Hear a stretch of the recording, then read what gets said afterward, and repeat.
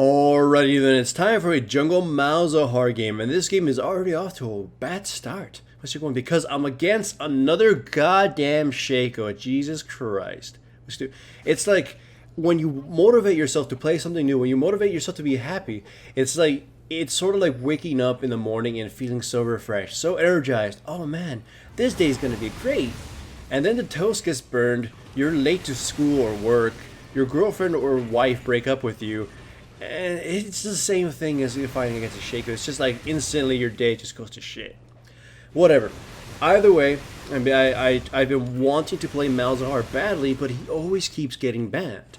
I played him when he was overpowered, and then they nerfed him, but I didn't want to give my opinion on him then because I knew he was going to get nerfed, and he may not have been able to jungle, or he may just be a completely different champion than from when his rework was released. So I just wanted to waste my time. I didn't want to mislead people, so to speak. Because imagine, it's happened before. I forgot what champion it was. They came out, they could jungle for like a week, and then they nerfed the shit out of it, and then he couldn't jungle anymore. It's sort of like that. I didn't want to repeat the same thing with Malzahar. Either way, now that he's been nerfed, I can give you my honest opinion on him, and I have to say it's a resounding meh. It's fun, I'll give you that. It is very fun. Perhaps one of the most fun junglers I've played in a while because the style is very distinct and unique and pretty hilariously broken in terms of clearing. It's hilarious. That's it. I love it. But it is pretty meh. It seems like aside from your ultimate and your Q silencing people, you just kind of don't do anything. It seems like his damage has been very diluted. Or at least mostly thanks to how he has to level up his abilities, it's been very diluted. Or at least jungle-wise. I mean, he could have jungled before the rework, but it was a lot more tedious to do. It wasn't weaker. It was, in fact, arguably a little bit better. But it was definitely tedious that the layman, just the average person, they didn't really want to try to do it or anything. I did it a couple times, and yeah, it was just more frustrating than actually fun. Now it's fun, but frustrating in that it doesn't actually kill a lot of things by himself anymore. So there and then that's the issue. You've become kind of a glorified, supporty kind of mate, and in some occasions you can probably kill someone, but other than that, meh. His ultimate is still one of my favorite ultimates, and can, set up a lot of plays, but I still don't think it's enough to make up for... They may have over-nerfed him. His W is one of the best, better, and worst abilities I've seen. In the early game, it's very strong, and in the late game, if they ignore it, it can do some good damage. But in most of the cases, it's just gonna die just by some random AOE fire, or because it's just people walked away from it. It didn't achieve a cloning process. But can he carry? Yeah, he can, sort of. Like, it's sort of like a Warwick situation, in which you can just go around killing people with your ultimate and just being a general nuisance to laners, and eventually kind of snowball in the whole sense that they couldn't really do anything to stop you. And that's just sort of how I feel it. I would say he's on the same rank as Warwick, but better off because his sustain is less, his ability to fight people is at least a bit more maneuverable and a little bit more playmaking than Warwick. So in essence, he's a much better Warwick and more AP than that weird on hit stuff that Warwick does. If I were to rank him as a jungler, probably C tier. Like, he's not going to hurt your team, but there's no real reason to pick him, as far as I've seen, other than wanting to pick him. You just pick him out of desire to play him, or by the fact that he can be frustrating as a Warwick. And to be perfectly honest, Warwick does still kind of fit that whole jungle carry thing where you just snowball a game and crush people, and can win off just like that. You just gotta hope your teammates aren't, brain dead. And I think that's also one of the bigger weaknesses of Malzahar. I think because the Shaco didn't do anything to me in the early game, that I got off to a much better start. You saw I screwed up a bit. In fact, I screwed up right there. I clicked too hard on my mouse and it double clicked more than once. And my mouse is broken, and I know this, and I've been training myself to click it lightly, because I think I broke it in the first place by clicking too hard. Not in rage, I just click things really hard, and I've broken past mice the same way before. So yeah, it was me getting a little bit too hyped up and trying to kill the Gnar that I sort of just fucked up. Still my fault, so either way, point being is that I just think Malzahar I might have been a little bit too nervous, because just look at this. I can't kill this motherfucker fast enough before she almost killed my Lissandra. Lissandra still gets killed by Gnar, though she probably would have gotten killed if I killed the Ashe fast enough, but it just doesn't feel like I'm doing any damage. And again, it's probably largely due to having to level up the W as a jungler, but it really is painful. Plus, he still has that whole weakness of not being able to actually hit anybody if you can't actually see them. Targeted abilities go allure, except this Q. But whatever. I would recommend playing him just on the basis that he's very different from other junglers. And to be very honest, might encourage you to play the game a little bit more. Now, there was a question that was proposed to me by a fan the other day. He was saying that Stonewall, he used to be a diamond player, but this season he just can't find the motivation to play. That he would spam Vayne so much because he loved the Vayne so dearly. That it was his favorite champion to play. And because Riot changed a lot of things with this season with Marksman and just generally made it unfun for him to play, he said he sort of just found it less fun to play Vayne and whatnot. I am assuming that at least part that of the reworks. He just said he's just not having as much fun with Vayne anymore because of the changes in this latest season. So I told him what I do is when I get down in the dumps of League of Legends, I play someone completely different and try to make them my Bay of the Week. When Aurelion Sol came out, I spammed the shit out of Aurelion Sol. I was having so much fun. And then after a while, I had this little inkling, I want to go back to Jarvan. I want to go back to my first love. And then I played Jarvan, enjoyed myself again, and I got motivated to play. Right now, Malzahar might be my next jungler to do that. Every now and then, like every month or two, I kind of need to be rejuvenized for League of Legends. Because there's so many changes to League, so many downers, it just kind of demotivates you to chain play, or at least for me as a veteran, it demotivates me to play non-stop if I just have to. If the champions that I really like to play are becoming very stale, mostly because the meta is changing or has sort of moved them out of the thing. But either way, my point of the matter is, if you can find someone to take your attention for a little while, it could rejuvenate you, or someone who's very unique and not close to the things you already play. And I spent quite a few minutes talking about that, but Malzahar is someone who could definitely do that to you if you're a jungler.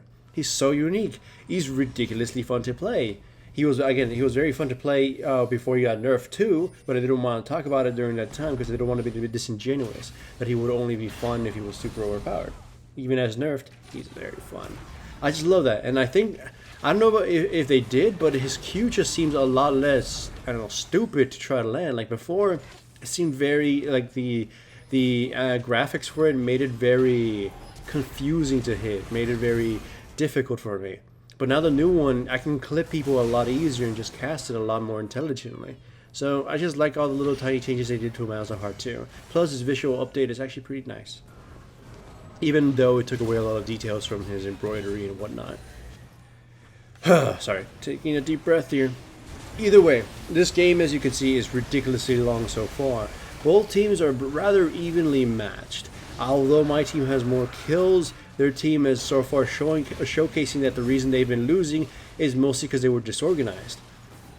That Gnar, though, is 9-7-1. Even though he's got a lot of deaths, a lot of gold is concentrated on him, and he's going the whole tank/carry Gnar shenanigans he can do. Still, though, if the Gnar doesn't become activated or do some plays for his team, then we'll be able to rule the rest of them. But of course, you know by the length of this video, that's not exactly going to happen. Right now, we're taking down towers. We're taking the next inhibitor tower very soon. Of course, we're sort of being beat back by the enemy because we lost our minions. But we're just sort of poking them down. Gnar is mad pushing top lane right now, just trying to get something done because his teammates... I think he's actually angry at his teammates. They're not performing as well as they could be. But they do have rather easy champions, so come team fights, if they are grouped up, they could probably fluster into a victory. Gnar is going in, again, mad super push. He's just abandoning the inhibitors.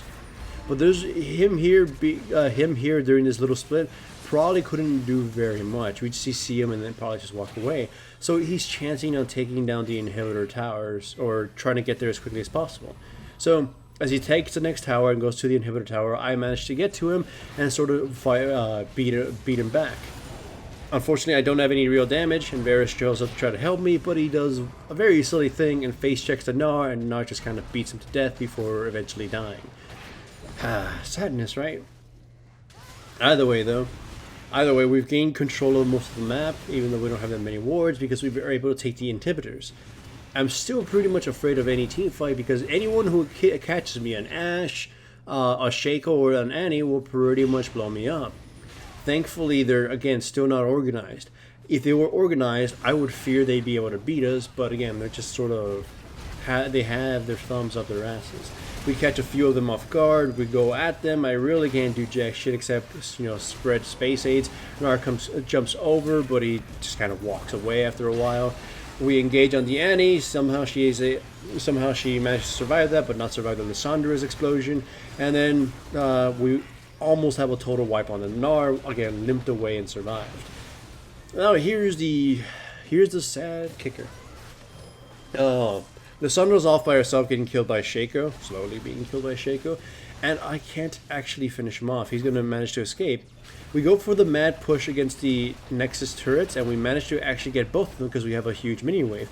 Gnar comes at us, kills the Varus, no problem, and then I just don't have any fucking damage to finish him off before the rest of the enemy team shows up to finish me off. So even though we have the basically the naked Nexus, we're not in any position to win it right now, and again, because of the length of the video, you can tell we're not going to be actually take it down yet. The game is going to devolve into one of those situations where your team thinks you've won, so everyone sort of starts jacking off. We secure the dragon because the enemy team is busy taking the next turrets, and I suggest we go for Baron, because it would be such an easy Baron. They don't have any pinks there or wards or anything because my teammate had cleared it. However, the rest of the team went towards the Nexus instead, and it caused there to be such a delay, which the Ashe eventually revealed that I was doing the Baron. If we were all there, we would have taken it, but now, unfortunately, the enemy team has caught us. We're pretty wounded, we're pretty disorganized, and even though I managed to assassinate Annie, who I was looking to assassinate before she unleashed her flurry of death on us, we're just too weak and too scattered and disorganized and get absolutely butt-wrecked.